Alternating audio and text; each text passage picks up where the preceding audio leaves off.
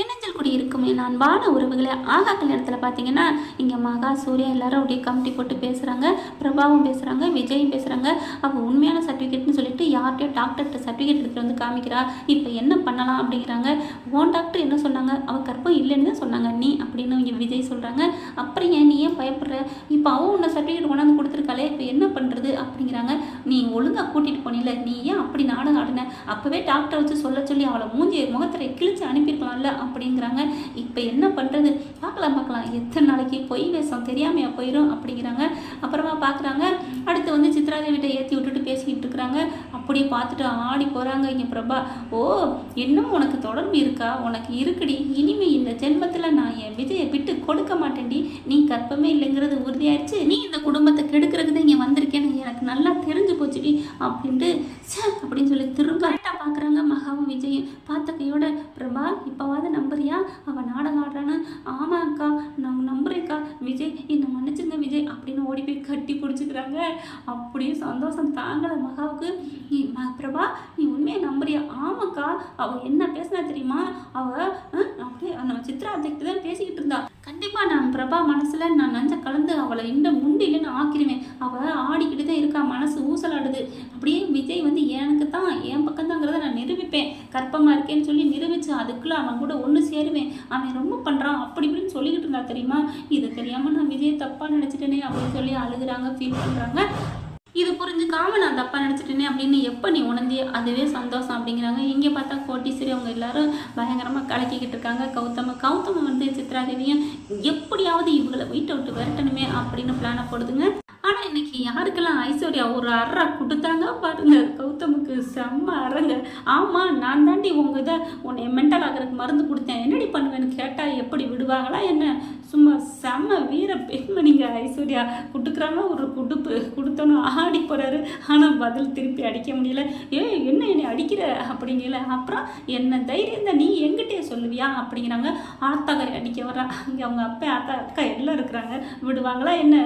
ஊயின்னு சொல்லி சண்டை போட்டு நாங்கள் இங்கே தான் இருப்போம் அப்படிங்கிறாங்க. மகா எவ்வளோ சொல்லி பார்க்குறாங்க, நம்ம வீட்டுக்கு வந்துடணும். அதெல்லாம் இல்லை, நான் இங்கே தான் இருப்பேன் அப்படிங்கிறாங்க ஐஸ்வர்யா. அடுத்து இந்த பிள்ளை என்ன பண்ணுது, ஃபாரின் ஒரு ஆர்டர் எடுத்திருந்தாங்க இல்லையா, அதுக்கு வந்து எல்லாமே டெண்டர்லாம் வாங்கிட்டு வந்துடுறாங்க. அதை பார்த்தீங்கன்னா பத்தனமாக பக்குவமாக வைக்கிறாங்க.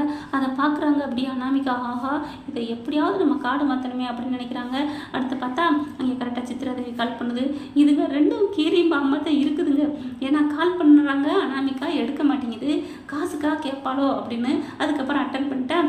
என்ன அத்தை காசு கேட்பேன்னு எடுக்க மாட்டேங்கிறீங்களா? கரெக்டாக கண்டுபிடிச்சிட்டாலே அப்படிங்கிறது சித்ராதேவி.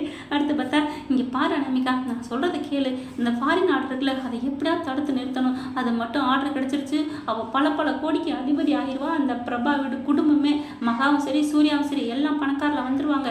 அதனால உன் கையில் தான் இருக்குது. இப்போ நான் என்ன அதை பண்ணணும்? அதெல்லாம் ஒன்றும் நீ பண்ண தேவையில்லை. எப்படியும் அந்த ஒப்பந்த பத்திரம் இருக்கும், அதை வாங்கிடு. அந்த கான்ட்ராக்டில் என்னென்ன எழுதிருக்குங்கிறத பார்த்து அதை பூராத்தையும் எடுத்துரு, வேற எதை வச்சுரு, கிழிச்சு போட்டுரு. அதுக்கப்புறம் அவங்க டீலிங் பண்ணி அந்த இதெல்லாம் பொருள்கள்லாம் வாங்கல அந்த ஒப்பந்த பத்திரம் கேட்பாங்க. அது இல்லைன்னா வாங்கவே மாட்டாங்க. இவன் செஞ்ச பொருள் வீணாக போயிடும், காசும் கிடைக்காது, அதுக்கப்புறம் நட்டமும் ஆயிடுவான் என்ன அப்படிங்கிறாங்க. உடனே பார்க்குது அனாமிகா, அத்தை நீங்கள் பயங்கரமான கிரிமினல் மூலத்தை, கண்டிப்பாக அதை நான் செஞ்சிடறேன் அப்படின்னு சொல்லிட்டு காவலுக்கு ரெடியாக நிற்கிற மாதிரி வந்து பார்க்குது. அந்த ரூமில் எப்போ போகிறது, எப்படி போய் எடுக்கிறது? ஆனாலுக்கு ஏதாவது ஒரு ஆள் வந்துக்கிட்டே இருக்கே அப்படின்னு சொல்லிட்டு அந்த ரூமையே குட்டி போட்டு போன மாதிரி சுற்றிக்கிட்டே இருக்குது. என்ன அனாமிகா எங்கிட்டே ஒரு மாதிரியா காற்று அடிச்சுக்கிட்டே இருக்குது அப்படின்னு கேட்குறாங்க பாட்டி. ஒன்றில் பாட்டி, சும்மா தான் பாட்டி, வாக்கிங் போகிறேன். இப்போ வாக்கிங் போகக்கூடாது, 7-8 மாதத்துக்கு அப்புறம் தாண்டி வாக்கிங் போகணும். இப்போ நீ அவசராமல் உட்காரு அப்படிங்கிறாங்க. அப்படியே எந்த இதுவும் பண்ணாத அப்படின்ட்டு போகிறாங்க.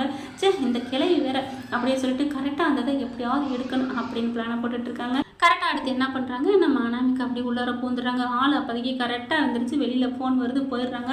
அப்பாடா யாருமே இல்லை அப்படின்னு வெளியில் போய் பார்க்குறாங்க. ஆளுக்கு அங்கங்கே வேலையை பார்த்துட்டு இருக்காங்களா. ஓடி போய் குக்கு பாய்ச்சலா அப்படியே எங்கே வச்சேன், இங்கே தானே வச்சேன் அப்படின்னு பார்க்குறாங்க. அந்த ஒப்பந்த பத்திரம், ஆஹா சூப்பர் அப்படின்னு சொல்லிட்டு இந்த பிள்ளை வேற எதை வச்சுட்டு அதை எடுத்துகிட்டு போயிடுதுங்க.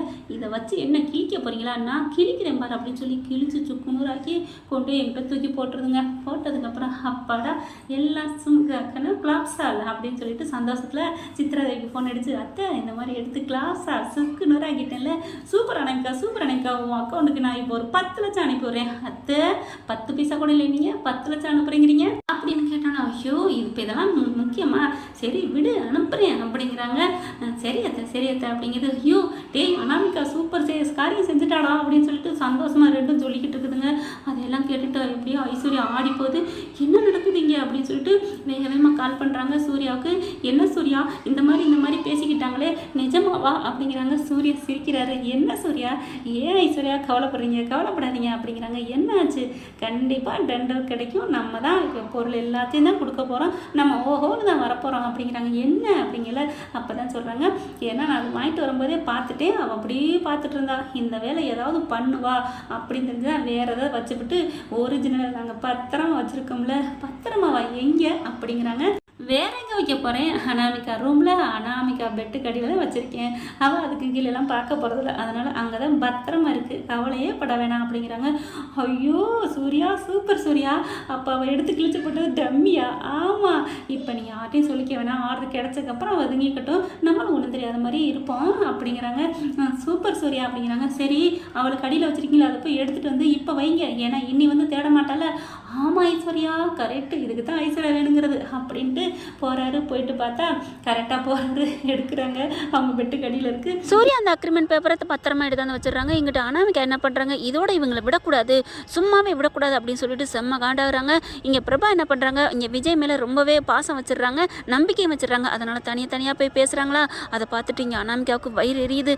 பார்க்குறாங்க, உன்னை தூக்குறேன்டி, உன்னை விட்டா தனடி அப்படின்னு சொல்லிட்டு சரியான பொறுக்கி வேலை பண்ணுதுங்க. ஆட்டோவில் உட்காந்துக்கிட்டு 2 ரவுடிங்கிட்ட போயிட்டு பணத்தை கொடுத்து எப்படியாவது அவளை தூக்கு, இந்த ஹாஸ்பிட்டலுக்கு தான் வந்திருக்காங்க அப்படின்னு சொல்லிடுறாங்க. அதே மாதிரி பரவாயில்ல மேடம் நாங்கள் பார்த்துக்குறோம் அப்படின்னு சொல்லிட்டு என்ன பண்ணுறாங்க, பிரபாவை தாக்கிடுறாங்க. பார்த்தா என்னென்னமோ பண்ணிடுறாங்க. அந்த பிள்ளை பாவம் மயங்கி விழுந்துருது. இங்கே விஜயும் மகா சூர்யாலாம் வர்றாங்க செக்கப்புக்கு. பிரபாத்தையும் கூப்பிட்டு வந்து காணுமே ஆளை காணுமேட்டு அங்கே எங்கேன்னு தேடுறாங்க. பார்த்தா காணோம். அடுத்து கரெக்டாக பார்த்தா அந்த பக்கம் சூர்யாவும் கௌதமும் வராங்க. சூர்யாவையும் கௌதமும் இங்கே அனாமிக்கா தாங்க ஃபோன் பண்ணிவிட்டு திட்டம் போட்டு அங்கே வர வச்சிடுறாங்க. ஏன்னா பழியை அவங்க மேலே போட்டுடலாம் அப்படின்ட்டு. என்னமோ ஒன்றா இருக்கிற இதுங்களுக்குள்ளே இப்படி போட்டி பொறாமையாக இருக்குதுங்க. அடுத்து பார்த்தா இவங்களை எல்லாரையும் பார்த்துடுறாங்க. கௌதமும் இங்கே அவங்க ஆத்தாலும் மயனும், ஐயோ என்ன இது இங்கே வந்திருக்கு, அவங்கக்கிட்ட ஒரு பிளானை சொல்லி இங்கே வர வச்சா இதுங்க அப்படி வந்திருக்கேன்னு இங்கே கௌதமுக்கு தூக்கி வாரி போடுது. அம்மா என்னம்மா, சரிடா அவங்க எதுக்கும் வந்திருக்காங்க, நமக்கு என்ன அப்படிங்கிற மாதிரி பார்க்க இங்கே மகா சூர்யா எல்லாரும் ஏன் இவங்க இங்கே வந்திருக்காங்க, எதுக்கு இங்கே வந்தீங்க அப்படின்னு சொல்லிட்டு பார்த்தா அவங்களுக்கு பின்னாடி அப்படியே விழுந்து மண்டை பின்னாடி பார்க்குறாங்க. அப்படியே பிரபா அப்படியே மயங்கி போய் கிடக்குறாங்க. தலையெல்லாம் இதாகி பண்ணி படக்குங்க. அவங்க அந்த ரவுடிங்க தாக்கிட்டு போனாங்க இல்லையா, அதை அப்படி பார்த்தா கிடக்குதுங்க. அப்படியே ரத்தம். அப்படி பார்க்குறாங்க, ஐயோ பிரபா அப்படின்னு சொல்லிட்டு அவ்வளோ கத்துன்னு கதறாங்க. நம்ம மகா தூக்கி அப்படியே அள்ளிக்கிட்டு சீக்கிரம் என் தங்கச்சியை பாருங்க அப்படின்னு சொல்லிட்டு டாக்டர்னு அப்படி கெஞ்சுறாங்க. ஏய் என்ன பண்ணீங்க, என் தங்கச்சி என்ன பண்ணீங்க அப்படின்னு அப்படி பயங்கரமாக சட்டையை பிடிக்கிறாங்க. அதுக்கப்புறம் சூர்யா இவங்களை விட்டுறாதீங்க அப்படிங்கிறாங்க. கௌதமும் யாத்தா சித்ராதேவியும் நாங்கள் ஒன்றும் பண்ணலை, நாங்கள் யதார்த்தமாக வந்தோம், எதுக்கு வந்தீங்க, நான் சும்மா தான் வந்தோம், இங்கே சும்மா வர்றதுக்கு வேலை என்ன இருக்குது அப்படின்னு சொல்லிட்டு மரியாதையாக சொல்கிறா அப்படிங்கிறாங்க. கௌதம் எனக்கெல்லாம் ஒன்றும் தெரியாதண்ணே, ப்ளீஸ் என்னை நம்பினேன் அப்படிங்கிறாங்க. நான் வந்து என் தங்கச்சியை வச்சுட்டு வந்து உன்னை வச்சுக்கிறேன் அப்படின்னு சொல்லிட்டு பிரபாவை தூக்கிட்டு போயிடுறாங்க. நம்ம மகா அப்படியே இங்கே அலறி போய் நிற்கிதுங்கட்டு. என்னடா நம்ம ஒரு மாதிரியா நினச்சி வந்தால் இங்கே ஒன்று நடக்குது அப்படின்னு அலறி போய் நிற்கிறாங்க. ஓகே ஃப்ரெண்ட், பார்க்கலாம் என்ன நடக்க போகுதுன்னு. இந்த பதிவு உங்களுக்கு பிடிச்சிருந்துச்சுன்னா உங்கள் பொண்ணான கையில் ஒரு லைக்கை போட்டு சப்ஸ்கிரைப் பண்ணிடுங்க. Thank you friends.